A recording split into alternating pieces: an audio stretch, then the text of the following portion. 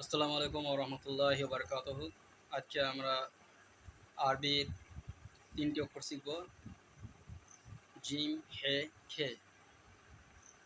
তো চলুন দেখা যাক। জিম, হে এবং খে। এই ৩টি অক্ষর দেখতে একই। জিম, হে, খে। এই ৩টি অক্ষর ভালোভাবে চেনার জন্য এর নাম দিয়েছি মাথা। এগুলো হচ্ছে মাথার অক্ষর। আমি যদি ধরি মাথার অক্ষর কয়টি, তাহলে বলবেন মাথার অক্ষর ৩টি। কী কী? জিম, হে, খে। এই মাথাগুলোর নাম হচ্ছে জিম, হে, খে। চিনার পরিচয় কীরকম?